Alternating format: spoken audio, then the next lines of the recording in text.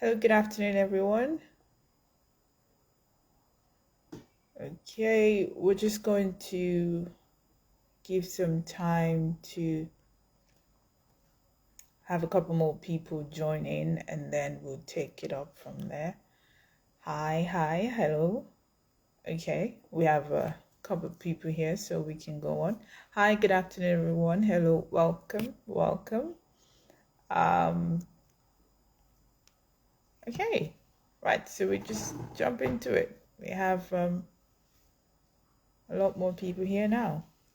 Hi, welcome to another episode with us, Dyslexia Nigeria. The Dyslexia show is on another week, and we are very happy to be here with you. And this week is actually quite interesting. We will be talking about research in dyslexia, and our guest today has conducted a research in the area of dyslexia, so it would be quite an informative conversation to have with him. And he is already here, so we will just go right into it and welcome him here.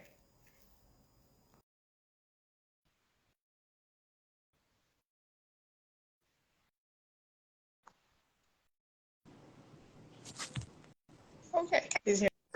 Got it. Can you see me? Hi. Yeah. Okay. Hi. Can How you are see you? me?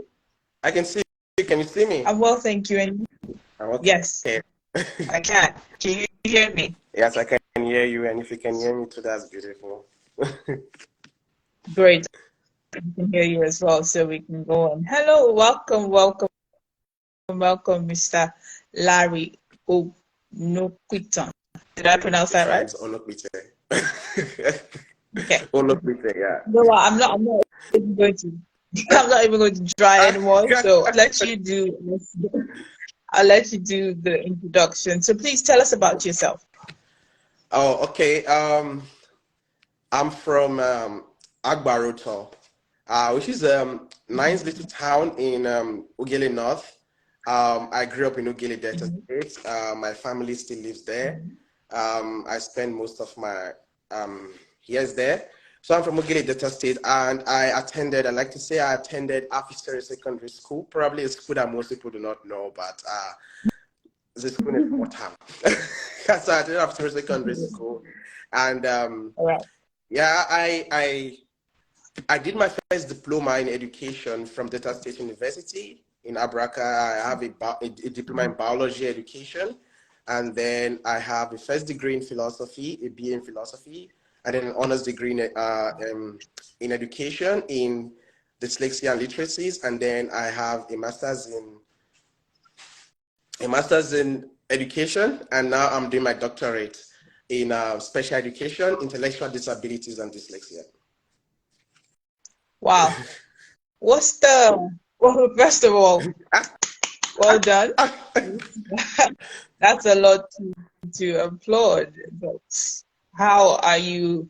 Okay, let's not even go into that. So it seems you are pretty interested in education and dyslexia and learning difficulties. What is your position? Because you have conducted a research. So what's your position about the state of data and research in Africa? Um, Sadly, there's no data. Sadly, there's no data. The data is almost non-existent. Um, Right.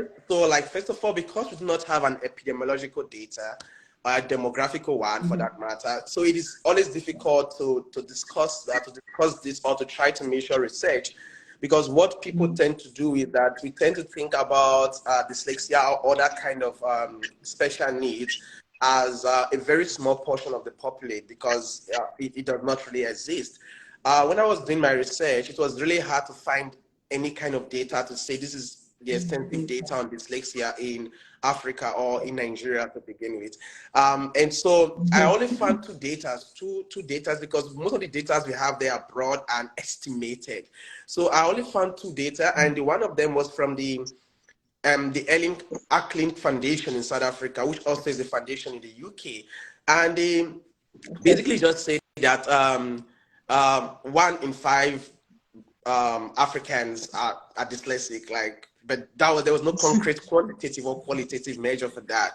The other one I found that was a bit close was an epidemiological data from Egypt.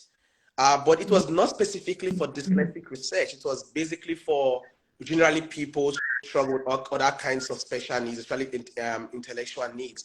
So the data is not there, and that is why, first of all, it is not easy to actually even begin to engage policies and stakeholders. Just to share here, until 2019, I wasn't doing work in dyslexia. So in 2019, I was a youth corper in Lagos, and I was working for an educational consultancy that was at the time based in Anthony Village, just there by Maryland. And so this consultancy used to consult, I think still consults for primary schools and some secondary schools in Lagos and across Nigeria. And part of the work we used to do is that then we had this publisher contract with this publishing house in Singapore. So we used to contract for e-learning, and we used to contract for different kind of teaching maths and English to students and to teachers and to schools in Lagos, from Festa to Ajah, from Ajah to Ojota. We used to go even to Ikorodu.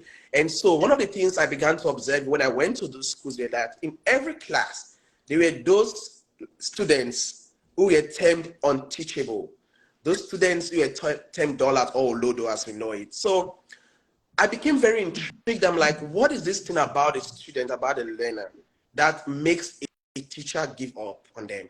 What is this thing that makes them, like, no matter how much assistance you give to them, they can't read.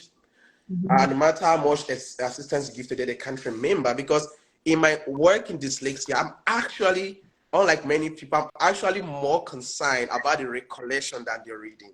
I have my reservation about the nature of reading and all of those things, but I'm actually more concerned about the recollection than the reading.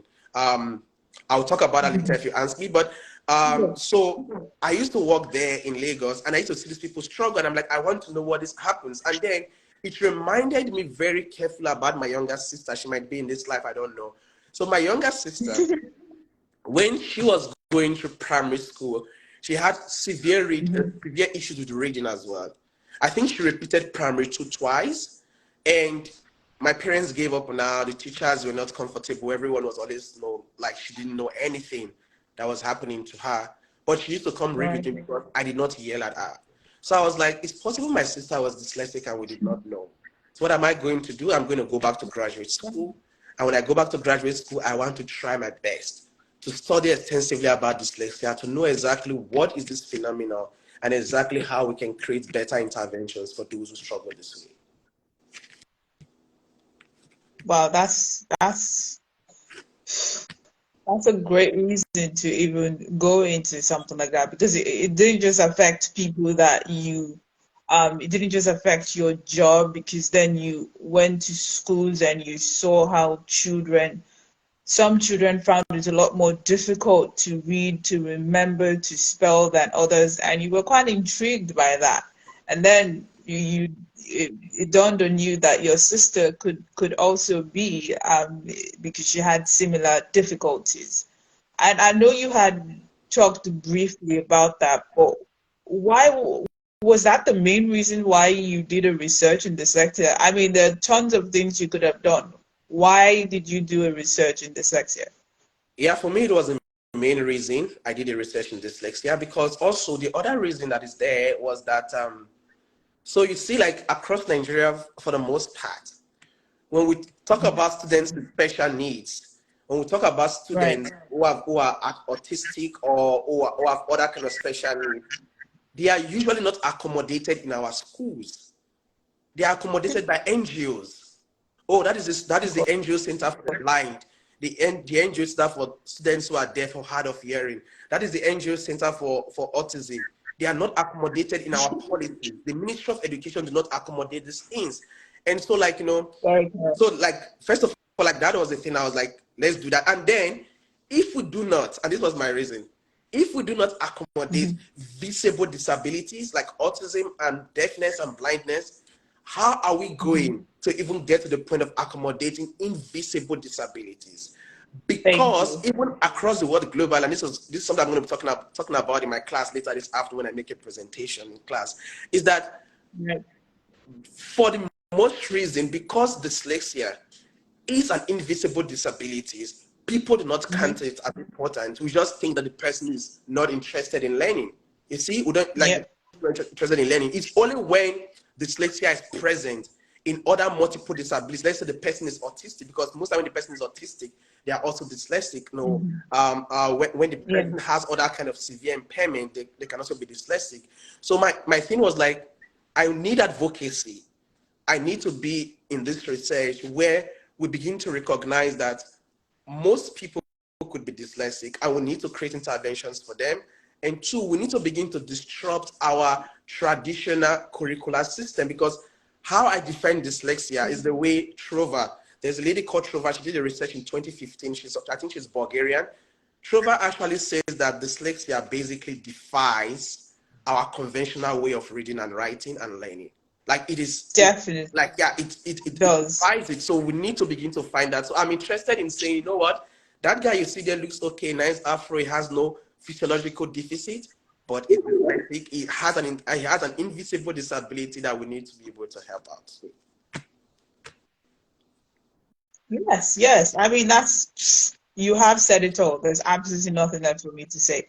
It definitely defies the conventional way of learning. The universe's interpretation of intelligence is not what dyslexia is, because once you cannot show it on paper, you are considered dumb. Yeah. But that's not the only way I could show you that I could do certain things. Yeah. I don't have to write it. How about I do it for you? How about you listen to me, speak about it? Why do I have to write it down for you? Yeah. We need to get to the point where we are able to make that accommodation for students, that if it's so difficult, if it's that difficult to have it down on paper, there's another option to having to score a test or an exam. We actually do need to get to that. And thank you very much for going into this wholeheartedly. And you're pretty much close to being the doctor in all of this as well. So I wish you all the best, and keep it up. Keep it up. So I know that you did your research in South Africa, Yeah. right? Why South Africa? Okay. The first honest reason is Sakbabi want kill me. So Okay, that's yeah, that's fair. the first honest reason, like, I was broke. I was doing my youth service in Lagos, and I was so slim. I was sitting in the traffic every day in Lagos. I was going from Satellite Town to Anthony Village. So, like, I didn't even have any money to do anything. And yeah, when you're working in Lagos there and you're getting 25,000 naira as your salary, and you're trying to get from every day from Satellite Town to Anthony Village. And then, the prices even increase when you get to my 2 in the morning and you see a big crowd, like, let's go, show the wow, show the okay, it's 200, it's 500. Anyways, I was broke. And of course, my mom couldn't assist me. My family wasn't doing well at the time financially, and my dad wasn't there. So, but I wanted to go to school. Now, the other thing is that it was not my first encounter with South Africa. So, Right. some people in this life might know. I wanted to be a priest at some point. I wanted to be a Catholic priest at some point. Yeah, what?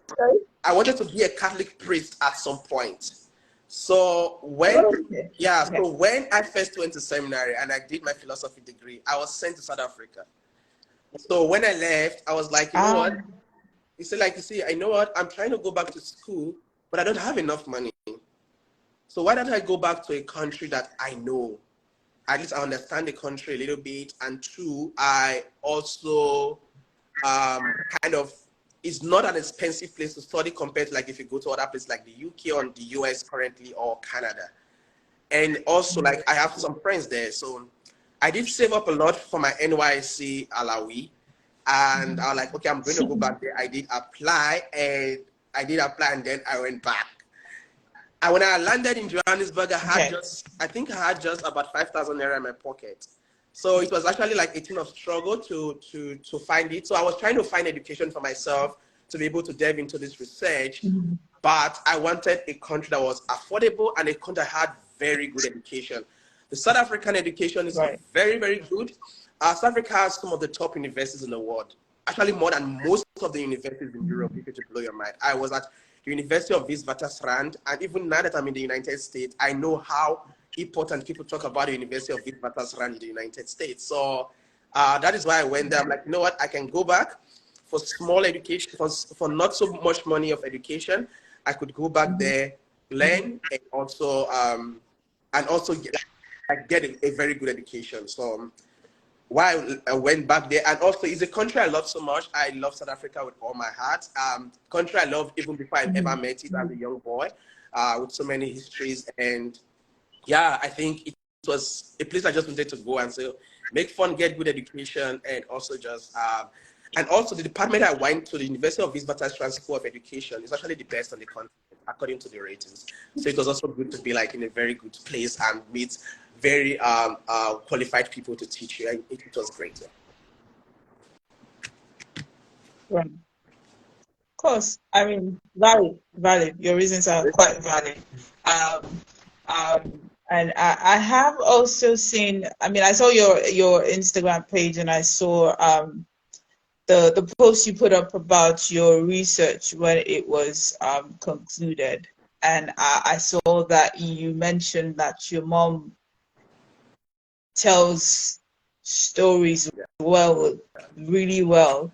And did she influence your desire to research even before you thought about going into research or even making it research in education or dyslexia? Did she influence your desire to research in literally any topic or even what you're doing right now? Yeah, my mom influenced my storytelling. If you look to you can go to my Instagram later and look. I have some flash fictions on my Instagram page. I have a lot of stories on my Instagram page. I couldn't find the time to keep writing, but they are there. And basically, I'm very close to my mom. I was the last born for 8 years before my younger sister came up. So my mom influenced my storytelling. I think she has very beautiful imagination, and I count myself first of all as a storyteller, as a writer before a researcher. That is how I count myself, first of all. So I write some stories. I can show you one of my stories published in a journal, and I'm currently working on other stories and other literary critiques, which I do by the side that is not part of my own research. So I write stories a lot, and I write poetry. So I do that. So she did influence, and even up until now, my kind of research is actually storytelling. That is how I count my research to be. That I feel like my research is storytelling. If you read through my research paper, you find out that the way I wrote the chapter 4 and the chapter 5 are very unconventional. Usually people separate the chapter 4 and chapter 5 together, but if you read in my work, they are done simultaneously and they are done in a story way. And I particularly actually use the word story in my chapter 4 and chapter 5. And I'm like, I am going to tell you the story of my research with these learners in grade 4 for 6 weeks. And I did carry out a classroom ethnography for my research. That is the research method I use. And if you know anything about ethnography, it is basically telling the story of people that you deal with. I did not ask any questions during my research. I did not use any quantitative data. I just went into the playground for 2 months with this kid, and we talked about soccer, about netball, about their favorite music. And then we went into class and we read a book we read a storybook. Yes, we read a storybook in class for 8 weeks. It's the book by Nnamdi Okorafor. She's a Nigerian American writer. She writes a book called Ikenga. So the book we actually read is called Ikenga. So we read a book called Ikenga in class for 8 weeks, and we drew pictures of Ikenga, and it was story time. That was all I did for my research. I did not do any other kind of data collection or anything. So that was my work for the 8 weeks. It was all storytelling. So storytelling is a big part of my research life. It is why for the most part of my research, I favor ethnographic research, I favor qualitative research, and I also favor narrative research. So so my mom is a big influence on that because we tell stories. You need to listen to my mom where she shares the story about how something happened. She even adds the tune to it. And the car was coming, it was doing like she's a great imaginator. Like that. Yeah, yeah, yeah, definitely. It's a you are more into the story when those nuances are being thrown Yeah, into stories. yeah, Definitely, yeah. completely. And the name of your research is actually quite interesting. So it is Africa's speculative friction as recollection intervention for grade 4 dyslexic learners, right? Yeah. That's a Yeah. mouthful. Could you kindly just explain why you why you chose that and what was the essence? What did you hope to gain in all of that? First premise. If you're Right. going to deal with dyslexic learners or any kind of intellectual Mhm. disabilities, and you're not going Yeah, to to bring use the arts, imagination. you're not Yes. going to bring the Mhm. arts into it, just forget it.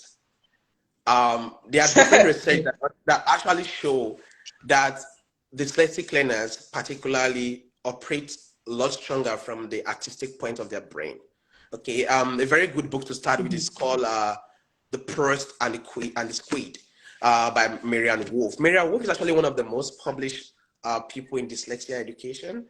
I'm hoping that I could meet her Yes. sometime this year. I probably read all of her books by now. She's one of the most published people, and so the first thing there is that you need to bring in arts and creativity into the work. So I favor literature and arts in the work I do.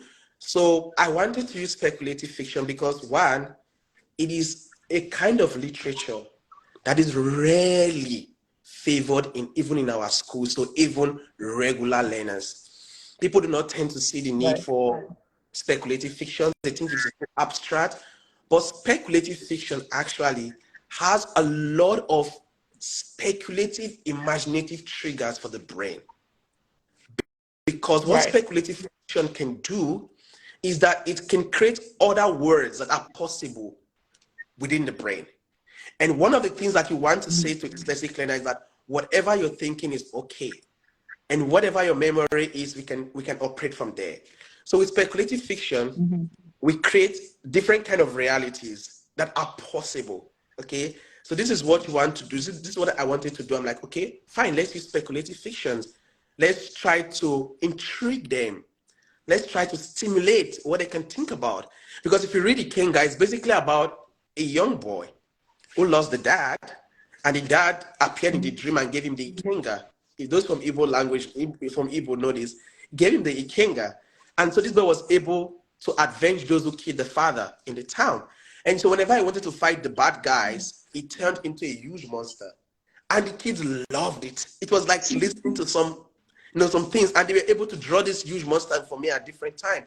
So I wanted to do that. Now, if you look at my word carefully, it says African speculative fiction. So we'll go away from dyslexia for a minute so I can explain that. So Nnedi Right. Okorafor is the theoretical framework I use for part of the work. Now, Nnedi Okorafor distinguishes our work from Afrofuturism. So there's two kind of work in speculative fiction today on the continent called Afrofuturism and African futurism. Now, Afrofuturism is basically the work done mainly by a lot of Black Americans and Black people all over the world. For example, Mm-hmm. if you watch Black Panther is Afrofuturist. Black Panther Mm-hmm. is Afrofuturist, which means that there is no particular story of blackness, no particular Right. story of Black communities being told in that movie.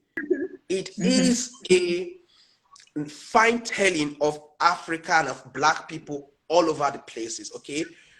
But what Nnedi Okorafor and what I think about is that it is time we begin to tell particular stories of Africa communities. Yes. We Story. have a huge and breathtaking multi-dimensionality that needs to be maintained. So this other lady does it very well when she writes children of blood and bone, of children of blood and bone. That is about something about the Yoruba culture that she was trying to highlight there.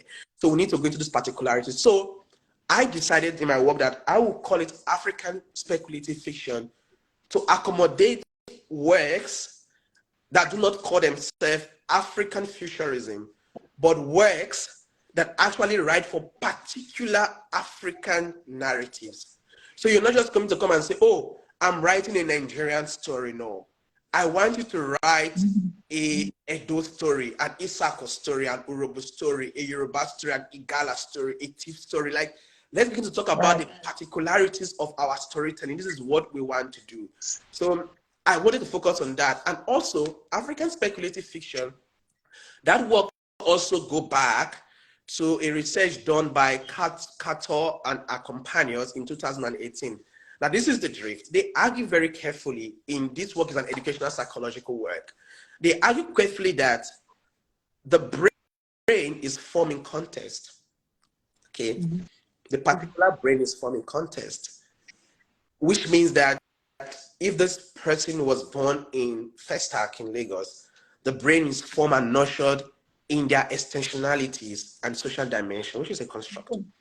If the person is born in Kano, is a different kind of construct that is happening there. So they also argue in this work that if we accept that the brain is contextualized, what it means is that the interventions that we create for the brain and for those who struggle with social and intellectual difficulty needs to be contextual as well. Because part of the ordinary reason that dyslexic learners struggle is that we produce to them information that are so far-fetched from their realities. Yeah. Okay. And this is why first of all I go to the curriculum. They're so far from their reality. When I went to do my research, I went into this school, and the class teacher said to me, I am not going to read your parade, boy, but you know what? These students have been reading these things, this book for a very long time, and they could not remember, recollect it, or even read it. But anyways, you're welcome. I'm like, I'm not here to make them read. We're just here to do a story time. So they were reading a book by Roald Dahl. It's a book from Britain. Now, Britain is, England is mainly a monolingual culture. And these learners have been speaking English since they were born. They are monolingual. And also, the thing that people do not tell you actually is that, like, most people besides those native speakers from England and maybe America, most native people, like Nigerians, for example, like, you can say, oh, you're bilingual, but I'm also bilingual because I speak two Englishes. Okay? I speak regular English, conventional English, and I also speak Nigerian English. Not Pidgin English. I speak Nigerian English. That is what I speak. You see, and yeah, like if someone says to me, like for example, if someone says, oh, tomorrow they are going to close that road so that we do not, like, there's going to be a party on that road, they're going to close that road. Then someone can say, why are they going to close the road when they are not mad? You see, that is not Pidgin English. That is Nigerian English. That is Nigerian English there. So I am bilingual, which means that the spectrum of what I know in my head is different. So those kids in South Africa, they are also bilingual, even besides their what's it called? Even besides their other native languages. So now they are struggling as dyslexic learners, and you are giving them a book that grade 4 learners in the UK read. I read that book, and I was going to the dictionary every now and then, because even the language that was used in those books are very contextual. You need to be like, you need to be in the regularly used in their environment. You need to be in the context. It's like yesterday in class, somebody was looking at me in class, and I was like, are you Lucas? And it was like, what do you mean? I'm like, I'm telling a joke. In Nigeria, if you look to me, you say you're Lucas. If you like me, you say you're Monica. This is bilingualism that's happening here. So what I was trying to say is that I wanted to do this. And so I decided to bring a book that I perceive was closer to the reality of the learners, that the imaginations were closer to how they thought and felt, that the scenes in the book is relatable to them. You see, that the items in the book are the items that they can touch and feel. A child in Right. Ijebu Imushi and a child in Agoeway, a child in Ugeli, a child in Iseluku cannot be struggling with their reading and recollection. And then we are giving them a book written by John Winkin in Scotland. We're reading stories about Christmas to kids who are struggling, and we're reading about the snow. I read all about the snow when I was a kid, and the first time I saw it, snow I was 24. Like, no, this kid is already struggling with their different difficulties, and we're reading very typical out of context stories to them. Why don't we begin to write stories in their context? Maybe they will even begin to remember and even read better. Things that they see every day in their reality. A child sees a BRT every day. A child sees a motorway, a downfall every day in Lagos there. But when he goes to school, they are reading to him about the subway. Oh, the subway from Manchester to Newcastle. The subway. They are reading to that child Madison Square in New York. I've never been to New York myself. You know, that child is struggling already, and you're talking about, and there are textbooks in Nigeria that talk about the 4 seasons, the four seasons of the world. Winter, summer. No, we have 2 seasons in Nigeria. It is dry and wet. That is what we have. That is what we need to begin to materialize, and so maybe also our books are also filling our kids. So this is what I wanted to do with African speculative fiction, to talk about that. Then for recollection intervention, like I said before, there's a lot of work happening with the reading intervention. I like that. But my priority at first wanted to be, you know what? Maybe the goal is not to read. Maybe the goal is not to spell. Maybe the goal is to be able to process the information and recollect it. Because the dyslexic brain does different things. And so, like, remember, okay, go back one step back. Remember that even reading is a recollection. Reading is a construction. There's nothing in the brain that says that the brain is meant to read. We are not meant to read. That is a given. We're not meant to read. This brain was here for over 2,000. This brain was here for over 2,000 years before we invented reading. Reading is invented. It is why reading is a skill that we need to teach. Now, what happens is that when a child is born, we expect the child to talk. We expect the child to run. We expect the child to walk. We do not expect the child to swim. We need to teach swimming to the child. We do not expect the child to drive. We need to teach driving to the child. We do not expect the child to read. Now, if reading is a construction, an educational construction, like every kind of construction in history, we always leave out particular kind of group. Our construction in history is mainly utilitarian. It is for the majority. This is how we have constructed things in history all over. We group things together. It's like, see right now, as kind of a way of understanding the people in the west of Nigerians, the British called everybody in that huge land Yorubas.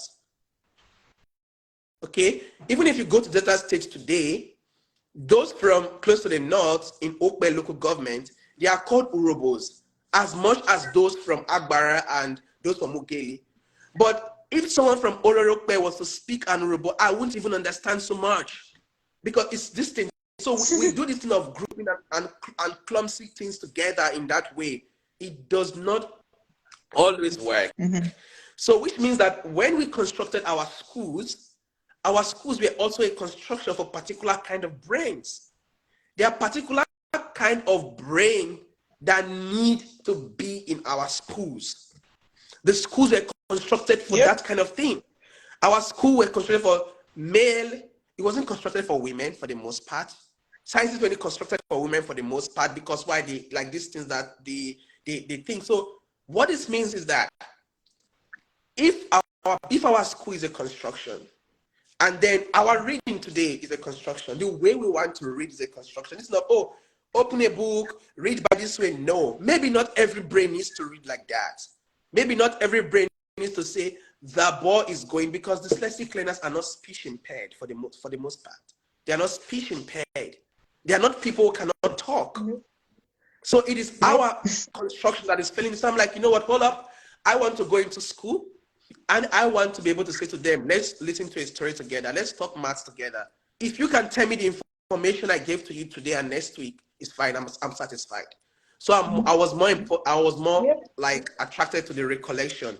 If they get information, can they talk about it? And guess what, my grade 4 class, after 8 weeks, we talked about Ikenga as a book so well. They molded stories from the book. They dropped pictures from the book. They did everything from the book. It was all over the class walls for like 8 weeks. We did not have to read. They sat like this every day and they listened to me read and demonstrate. And they were able to recollect. And I promise you, if you were to, I mean, they will remember that. If you were to give a more like an exam on that, I promise you, every single one of them in that class would pass it. Yeah. They would ace that exam because you did not just use one method to teach them. Yeah.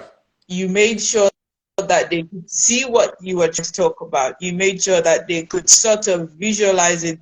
You made sure that they could feel it. You made sure that they could talk about it.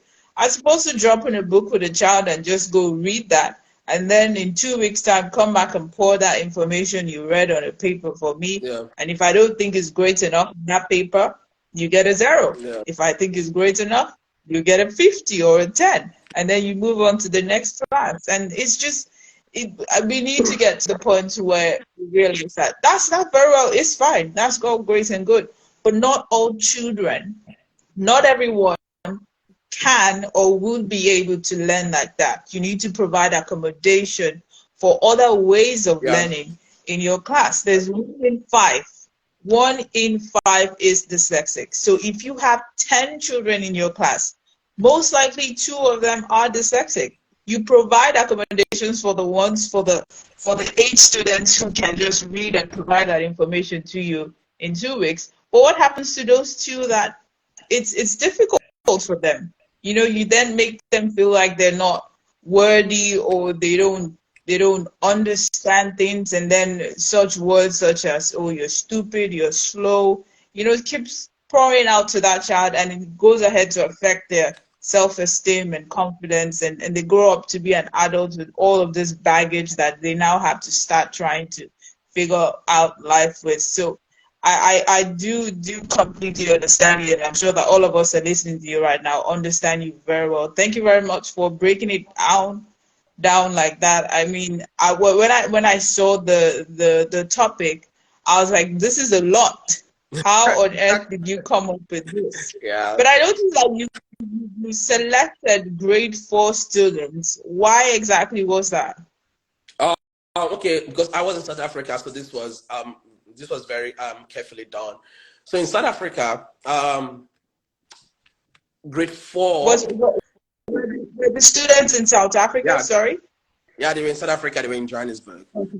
So grade 4 is basically the time in the schooling system when the learners were supposed to begin to read, and they were supposed to begin to be able to do assessments and all of those things. So I was like, okay, let's get into the entry point here, when where they are supposed to be able to learn this art and see exactly what is happening there. So like, it's one of the reasons like I selected like the grade 4 learners, and also because the other reason there was because of the book I had selected. The book I selected is basically for people between 9 and 12 years old.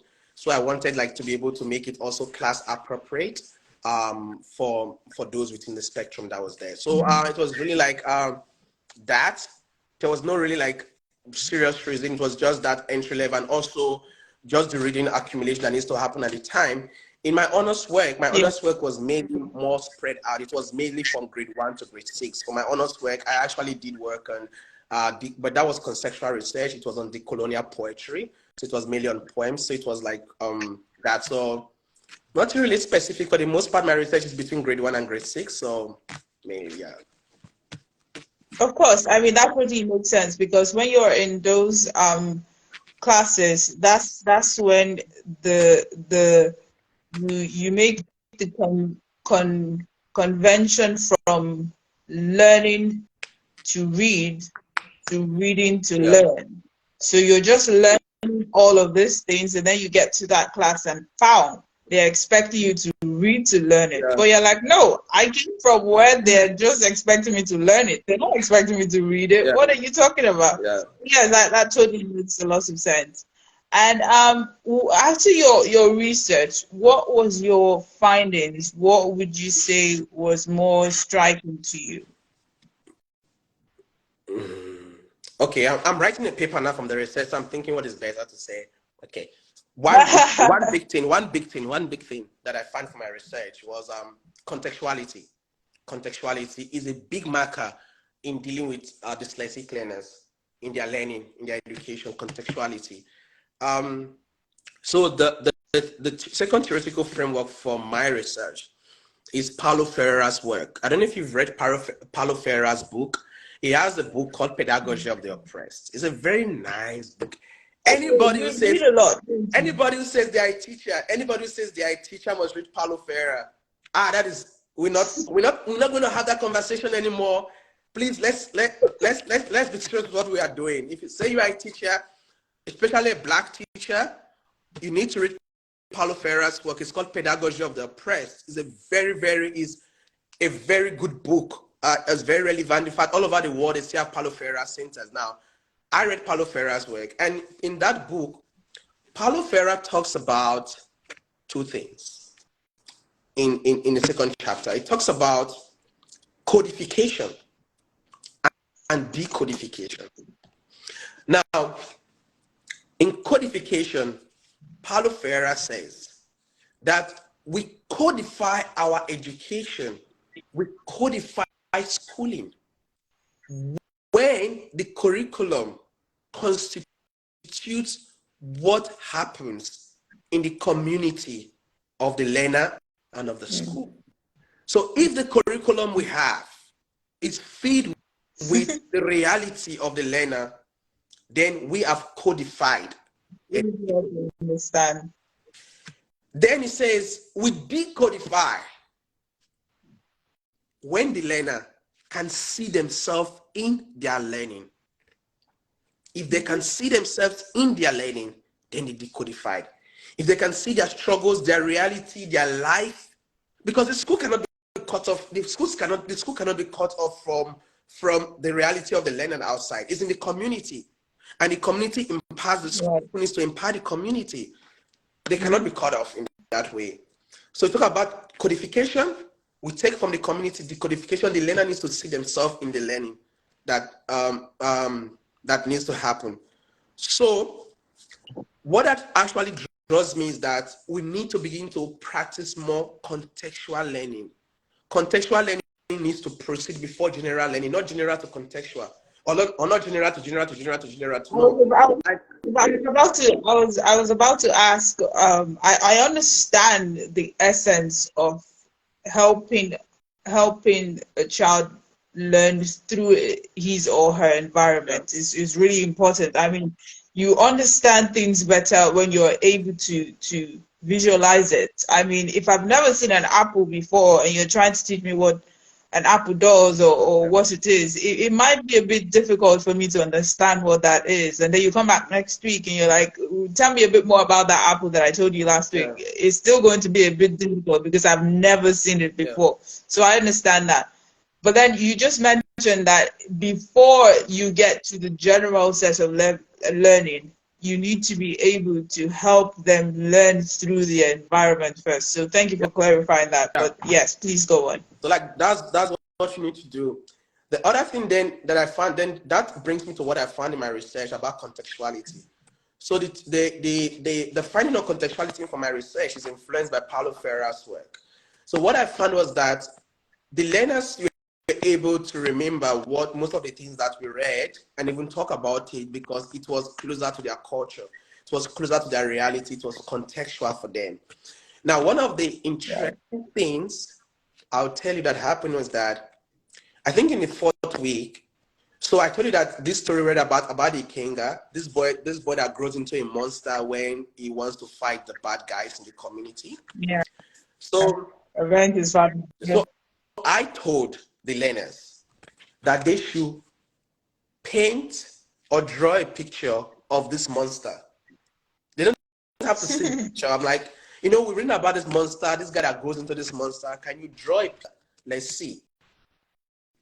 Now, this was a research class with white students, black students in South Africa, and what they call colored people. That's people who are like mixed race. Okay. So they all drew that. Do you know that each of these learners drew the monster according to how a tall big man in their culture looks like? Yep. The black guys drew the monsters having an afro. The white guys drew the monster with a gold chain and a cigar and a six-pack. And the colored guys drew the monster with the same hair that colored people keep in South Africa. Even the Asians, like, it was amazing to me that each of these kids, when they thought about the monster, they thought about a huge big man that looked like them in their race.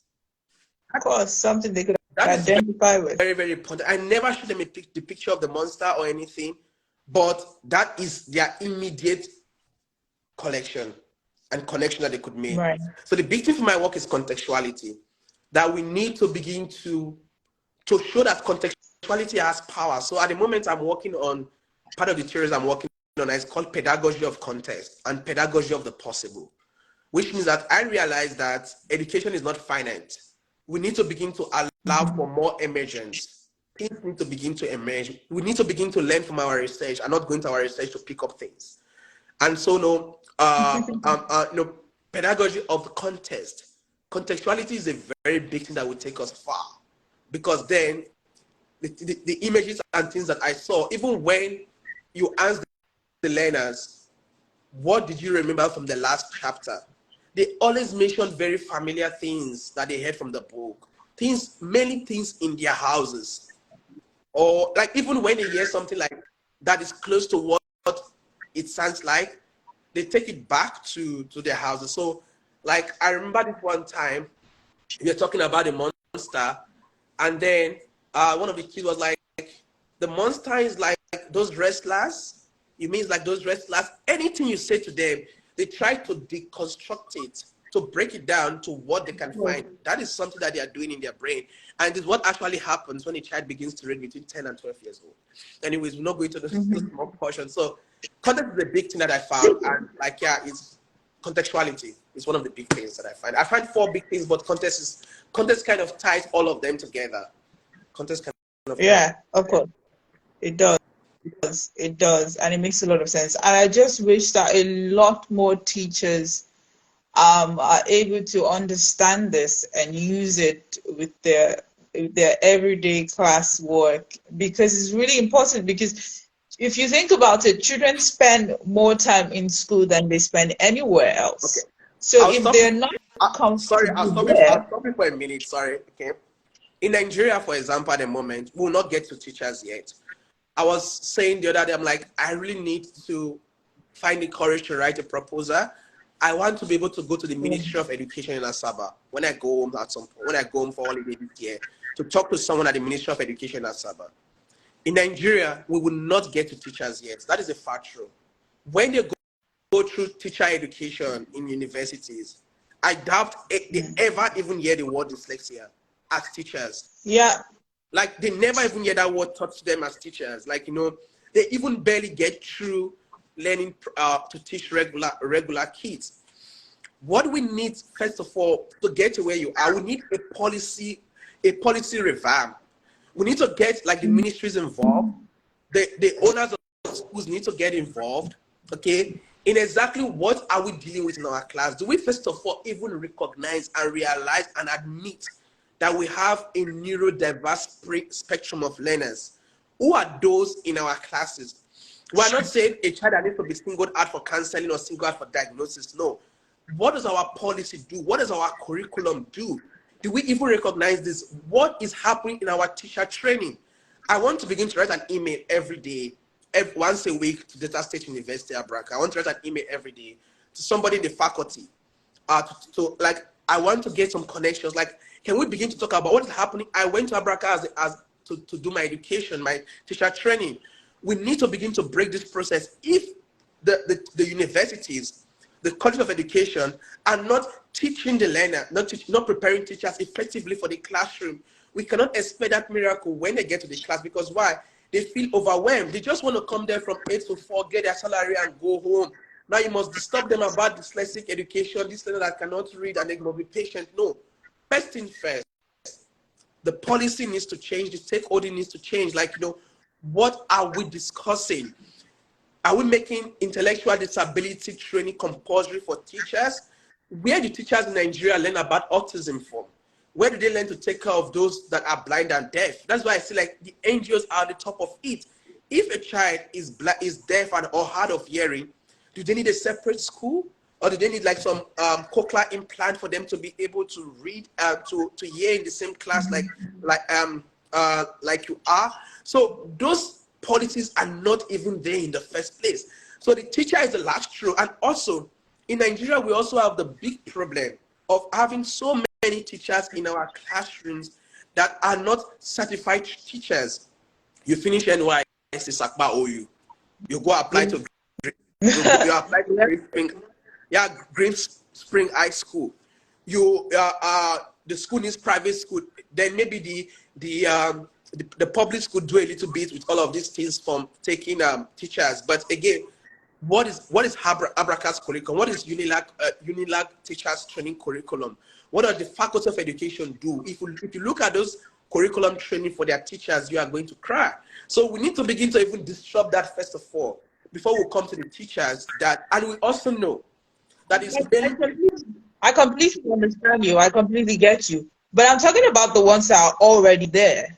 You can't take them out and expect them to go all the way back. Those ones that are already there teaching the children, they need some level of understanding of the difficulty. I agree. It is important that in as much as we cater for the upcoming teachers, the teachers who are already who are teaching, who are trying to make our children the future of tomorrow, but then they just realize that this child probably finds it difficult to spell certain words, and all of a sudden you label this child as stupid, and they grow up thinking that they are.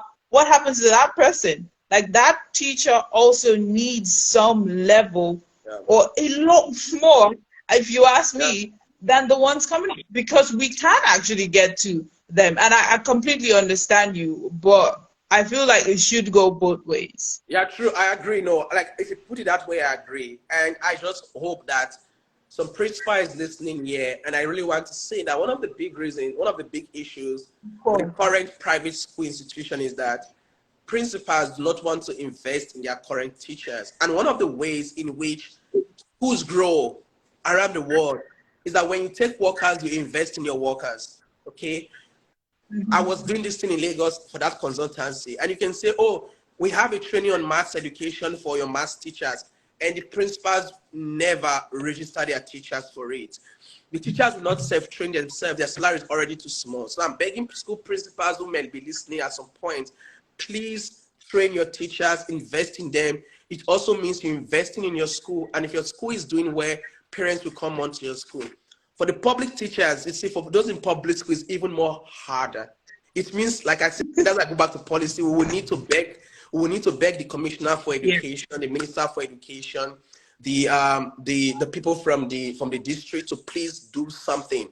So with the current teachers, and this is back to the two things, the pre-service teachers, we need to alter the curriculum and train them better. Those who are already in service, we need to beg their employers, both the government on the one and the teacher, and also the government also here. If, for example, the ministry, and I hope that Dyslexia Nigeria, don't take yourself for granted, please use your platform better. I hope you're working every day to allow SAI in Lagos. I hope you're working to allow. I want the ministry. I want the ministry to say. Go on.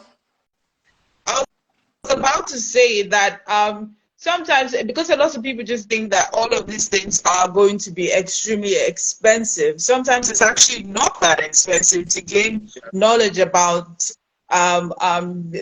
difficulties like this. Like, for example, we have an online training that teachers can take. It is tailored specifically for teachers. And you can just go online and take it. And it's not more than 2 hours of your time. And you get to learn a whole lot more about dyslexia that you never thought you would have probably ever learned before. And the site is courses.dyslexianigeria.com. Just go to courses.dyslexianigeria.com.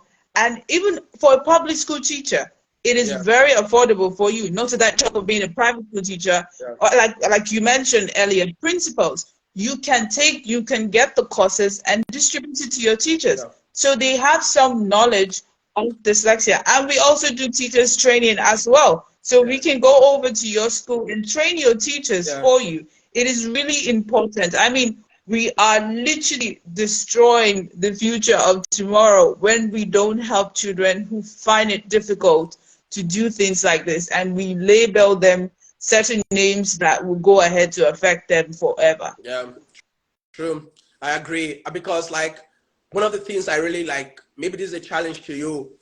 Now I'm throwing my hands in the air. One of the things I really would like to do, especially for a place like Lagos, let's walk into Alausa more often and say, you know what, this is your state. This is your state, the commission. This is your state. Can you please invest in a 1 week or 3 days training for in-service teachers in the state who are already teaching? We need a revolution that will happen here. Like, not just we doing it as an organization here. We need the Ministry of Education in, maybe like in Lagos to start. Let's rent out a hall. Let's rent out a big hall. Let's bring professionals. Let's pay. The money is there. Let's pay. And let's train these teachers. A request that is out of the norm, or a request that is too much for them to not even look at. I mean, Lagos State we're talking about, and it's not something where you look at, okay, fine, we can do it, but where are the people to do it? We are the people to do it. We're telling you what you can do. Just go ahead and do it. Yeah, true. No, I really hope that we can change that at some point, because it's really good. Because if we don't train the dyslexic learners properly, it has a ripple effect even in the workplace and all of those things that needs to happen. But these people, they are great minds, and they are great minds. Okay, they are great minds. And there's a dyslexic person from Kenya I've been talking with in the last year, and he's beginning to show me research and talk to me about how the dyslexic brain is actually the best for forensic investigation. And because it's quite imaginative. And it makes a connection to the research done. I don't know if you know about the Nairobi bomb blast that happened in Nairobi some years ago. Part of that investigation on the bomb blast and the forensic work were actually articulated in Britain by brains who are dyslexic. So we have a lot to tap into there. We can definitely connect them. Mr. Larry, thank you so much for your time here. I mean, we have a minute left to go. Thank you. I certainly learned a whole lot from you today, and I cannot even imagine how many the viewers have learned. I mean, can you see the comment sections? It is like, wow, whoa, wow, just, oh my God, thank you, wow, whoa, you know, and it's all because of you. So thank you so much. I mean, I wanted to ask about what you wanted to tell to teachers, to parents, to the government, but you already took care of that. Yeah. So not to worry. Thank you so much for your time. I hope you have a great afternoon, and I hope you also, you know, do well in your class this afternoon. Wish you all the best in your class and your presentation. Thank you. And with your PhD as well, I do wish you all the best. Thank you so much for your time. I mean, it is really important that this, so I'm extremely grateful that you're taking it on and you're making a change, however little it is, in your own area. So thank you very, very, very much for your time. Thank you so much. Thank you, Dyslexia Nigeria, for having me. I've always wanted to be able to share these things more with people at home, and hopefully maybe we'll see more, we'll keep in touch, and maybe attend more of the the conference. Absolutely, we Maybe do. this year, maybe the conference this year shouldn't be visual. Let's maybe can think of a more physical conference this year and have it Not more to worry. conference. We're working on something. We're working on something. Not to worry. You see it soon Yeah, enough. You yeah. see it soon I'm, enough. But we are I'm, working on something. yeah, I'm cheering for you, and thanks so much for engaging this very important work. I'm so grateful, and we'll keep in touch. Thank you. Thank you. We should. We should. Thank you very much. Thank you. Do have a great afternoon And and all the best. thanks. Do have a great afternoon and evening. And thanks everyone for coming. Thanks. I really appreciate Of course, yours. it. Well, thank you very much, everyone, for coming. And I hope we'll see you next week again. And like I said earlier, teachers, parents, it's really important that you know more about dyslexia if you have seen certain signs in your children. Because to start with, you cannot stop or you cannot take care of something you have absolutely no idea about. So you need to be able to know what it is before you start finding a way out to help the child. Once again, you could go on to the course or look at our Instagram page. You find all the information you need on our bio.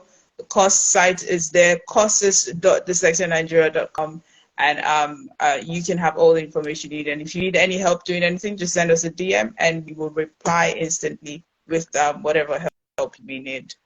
Okay. Thank you very much, everyone. Thank you, Mr. Larry. Okay. Bye bye. All right.